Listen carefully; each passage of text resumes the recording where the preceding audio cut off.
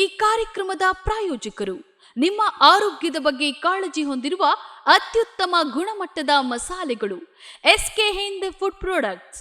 Heat healthy, stay healthy. ದೇಹಕ್ಕೆ ಆರೋಗ್ಯ, ಮನಸ್ಸಿಗೆ ಉಲ್ಲಾಸ ನೀಡಬಲ್ಲ ಹಣಪಾನೀಯಗಳು, ನೈಸರ್ಗಿಕ ಶಕ್ತಿ, ಸರಿಸಾಟಿ ಇಲ್ಲದ ರುಚಿ. ದೀನಾರ್ ಟ್ರೇಡರ್ಸ್ ಮನೆ ಮತ್ತು ಕಟ್ಟಡದ ಸೌಂದರ್ಯಕ್ಕಾಗಿ ಬೇಕಾಗುವ ಉತ್ತಮ ಗುಣಮಟ್ಟದ ಪ್ಲೈವುಡ್, ಫ್ಲೋರಿಂಗ್, MDF, ವೀನರ್ಸ್ ಮತ್ತು ಎಲ್ಲ ಬಗೆಯ ಡೋರ್ಸ್ಗಳಿಗಾಗಿ ಹಿಂದೆ ಸಂಪರ್ಕಿಸಿ 9845631675.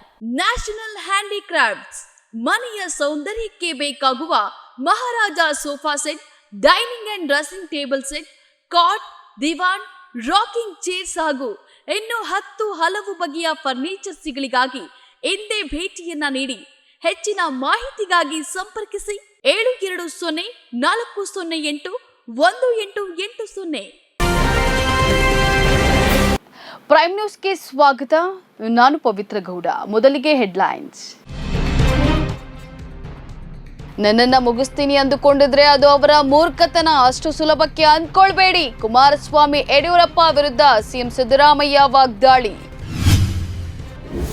ನಾಗಮಂಗಲದ ಘಟನೆಯನ್ನ ಎಲ್ಲ ಆಯಾಮಗಳಿಂದ ತನಿಖೆ ನಡೆಸಲಾಗ್ತಾ ಇದೆ. ತನಿಖಾ ವರದಿ ನಂತರ ಹೆಚ್ಚಿನ ಕ್ರಮವನ್ನ ಕೈಗೊಳ್ಳಲಾಗುವುದು. ಗೃಹ ಸಚಿವ ಪರಮೇಶ್ವರ್ ಹೇಳಿಕೆ.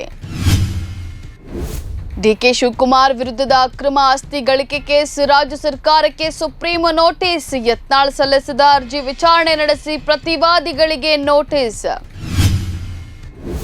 ಕಾಂಗ್ರೆಸ್ ಷಡ್ಯಂತ್ರದಿಂದ ಮುನಿರತ್ನರನ್ನ ಬಂಧಿಸಲಾಗಿದೆ ಎಂಬ ಆರೋಪ. ನಾವು ಸೇಡು ತೀರಿಸಿಕೊಂಡ್ರೆ ಬಿಜೆಪಿಯವರಿಗೆ ಜೈಲುಗಳು ಸಾಕಾಗಲ್ಲ. ಲಕ್ಷ್ಮಿ ಹೆಬ್ಬಾಳ್ಕರ್ ತಿರುಗೇಟು.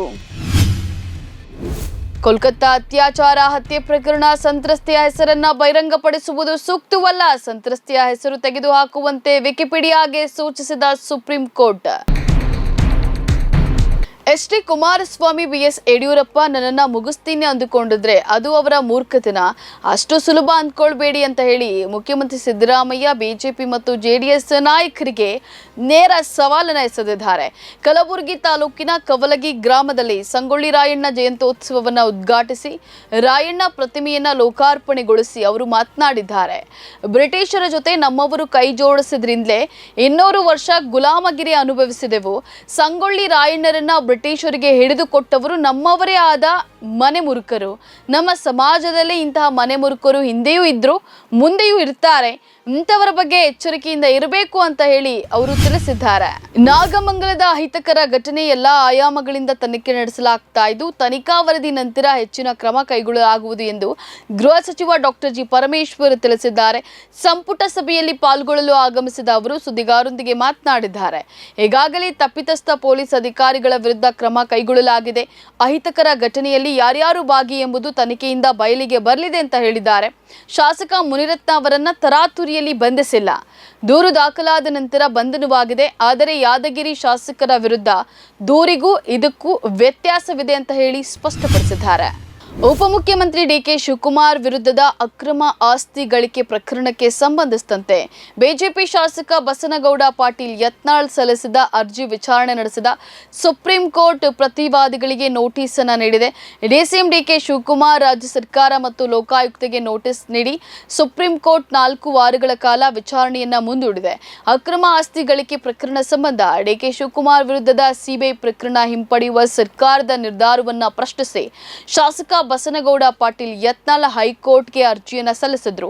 ಈ ಅರ್ಜಿಯನ್ನ ಆಗಸ್ಟ್ 29ರಂದು ಹೈಕೋರ್ಟ್ ತಿರಸ್ಕರಿಸಿತ್ತು. ವಿಚಾರಣೆಯ ಬಳಿಕ ಅರ್ಜಿಯನ್ನ ವಜಾ ಮಾಡಿದ್ದ ಹೈಕೋರ್ಟ್ ರಾಜ್ಯ ಸರ್ಕಾರ ಮತ್ತು ಸಿಬಿಐ ನಡುವಿನ ಪ್ರಕರಣವನ್ನ ಸುಪ್ರೀಂ ಕೋರ್ಟ್ ತೀರ್ಮಾನಿಸಲಿ ಎಂದು ಅಭಿಪ್ರಾಯಪಟ್ಟಿತ್ತು. ಸುಪ್ರೀಂ ಕೋರ್ಟ್ ವಿಚಾರಣೆ ನಡೆಸಿದ್ರೆ ಸೂಕ್ತ ಎಂದು ಹೈಕೋರ್ಟ್ ಪೀಠ ಅಭಿಪ್ರಾಯ ವ್ಯಕ್ತಪಡಿಸಿತ್ತು. ಈ ಹಿನ್ನೆಲೆಯಲ್ಲಿ ಶಾಸಕ ಬಸನಗೌಡ ಪಾಟೀಲ್ ಯತ್ನಾಳ್ ಅವರು ಸುಪ್ರೀಂ ಕೋರ್ಟ್ಗೆ ಅರ್ಜಿಯನ್ನ ಸಲ್ಲಿಸಿದ್ರು. ನಾವು ಸೇಡು ತೀರಿಸಿಕೊಂಡ್ರೆ ಬಿಜೆಪಿಯವರಿಗೆ ಜೈಲುಗಳು ಸಾಕಾಗಲ್ಲ ಎಂದು ಮಹಿಳಾ ಮತ್ತು ಮಕ್ಕಳ ಕಲ್ಯಾಣ ಇಲಾಖೆ ಸಚಿವೆ ಲಕ್ಷ್ಮಿ ಹೆಬ್ಬಾಳ್ಕರ್ ಹೇಳಿದ್ದಾರೆ. ಕಾಂಗ್ರೆಸ್ ಷಡ್ಯಂತ್ರದಿಂದ ಬಿಜೆಪಿ ಶಾಸಕ ಮುನಿರತ್ನರನ್ನ ಬಂಧಿಸಲಾಗಿದೆ ಎಂಬ ಆರೋಪಕ್ಕೆ ಲಕ್ಷ್ಮೀ ಹೆಬ್ಬಾಳ್ಕರ್ ತಿರುಗೇಟನ್ನ ನೀಡಿದ್ದಾರೆ. ಕಾಂಗ್ರೆಸ್ ಪಕ್ಷಕ್ಕೆ ಷಡ್ಯಂತ್ರ ಮಾಡುವ ಅನಿವಾರ್ಯತೆ ಇಲ್ಲ. ಬಿಜೆಪಿ ರೀತಿ ಕಾಂಗ್ರೆಸ್ ಷಡ್ಯಂತ್ರ ಮಾಡಿದ್ರೆ ಬಿಜೆಪಿಯವರಿಗೆ ಜೈಲುಗಳು ಸಾಕಾಗಲ್ಲ ಅಂತ ಹೇಳಿದ್ದಾರೆ.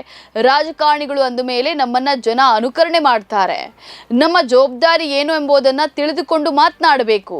ಹೆಣ್ಣು ಮಕ್ಕಳ ಬಗ್ಗೆ ನಾಲಿಗೆ ಬಿಗಿಡಿದುಕೊಂಡು ಮಾತನಾಡಬೇಕು ಅಂತ ಹೇಳಿ ಅವರು ವಾಗ್ದಾಳಿಯನ್ನ ಮಾಡಿದ್ದಾರೆ. ಕೋಲ್ಕತ್ತಾದ ಆರ್ಜಿಕರ್ ವೈದ್ಯಕೀಯ ಕಾಲೇಜು ಮತ್ತು ಆಸ್ಪತ್ರೆಯಲ್ಲಿ ನಡೆದಿದ್ದ ಸ್ನಾತಕೋತ್ತರ ವೈದ್ಯಕೀಯ ವಿದ್ಯಾರ್ಥಿನಿ ಮೇಲಿನ ಹತ್ಯೆ ಮತ್ತು ಅತ್ಯಾಚಾರ ಪ್ರಕರಣಕ್ಕೆ ಸಂಬಂಧಿಸಿದಂತೆ ಸಂತ್ರಸ್ತೆಯ ಹೆಸರನ್ನ ತೆಗೆದುಹಾಕುವಂತೆ ಸುಪ್ರೀಂ ಕೋರ್ಟ್ ವಿಕಿಪೀಡಿಯಾಗೆ ಸೂಚಿಸಿದೆ. ಈ ಪ್ರಕರಣದ ಕುರಿತು ತನಿಖೆ ಪ್ರಗತಿಯಲ್ಲಿದ್ದರೂ ವಿಕಿಪೀಡಿಯಾ ಸಂತ್ರಸ್ತೆಯ ಹೆಸರನ್ನು ನಮೂದಿಸಿ ಸಂತ್ರಸ್ತೆಯನ್ನ ಕಾಲ್ಪನಿಕವಾಗಿ ಚಿತ್ರಿಸಲಾಗಿದೆ ಎಂಬ ದೂರು ಕೇಳಿ ಬಂದ ಹಿನ್ನೆಲೆಯಲ್ಲಿ ಸುಪ್ರೀಂ ಕೋರ್ಟ್ ಈ ಆದೇಶವನ್ನು ನೀಡಿದೆ. ಸಿಬಿಐನ ಪ್ರತಿನಿಧಿಸುತ್ತಿರುವ ಸಾಲಿಸಿಟರಿ ಜನರಲ್ ತುಷಾರ್ ಮೆಹ್ತಾ ಹಲವಾರು ಸಾಮಾಜಿಕ ಮಾಧ್ಯಮಗಳಲ್ಲಿ ಸಂತ್ರಸ್ತೆಯ ನಿರ್ದಿಷ್ಟ ಕೇಶ ವಿನ್ಯಾಸದ ಚಿತ್ರಗಳು ಹರಿದಾಡ್ತಾ ಇರುವ ಕುರಿತು ಕಳವಳ ವ್ಯಕ್ತಪಡಿಸಿದ್ದಾರೆ. ಈ ಸಂದರ್ಭದಲ್ಲಿ ಸಿಬಿಐ ತನಿಖೆಯು ಪ್ರಗತಿಯಲ್ಲಿರುವ ಈ ಹಂತದಲ್ಲಿ ಸಂತ್ರಸ್ತೆಯ ಹೆಸರನ್ನ ಬಹಿರಂಗಪಡಿಸುವುದು ಸೂಕ್ತವಾಗಲಾರದು ಎಂದು ಸುಪ್ರೀಂ ಕೋರ್ಟ್ ಅಭಿಪ್ರಾಯವನ್ನ ಪಟ್ಟಿತ್ತು.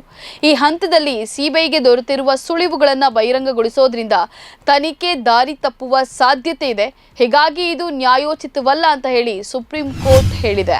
ಇವೆಷ್ಟು ಈ ಕ್ಷಣದ ನ್ಯೂಸ್ ಅಪ್ಡೇಟ್. ಸಮಾಜಕ್ಕಾಗಿ ನೋಡ್ತಾ ಇರಿ ಕನ್ನಡ 1 ನ್ಯೂಸ್. ನಮಸ್ಕಾರ.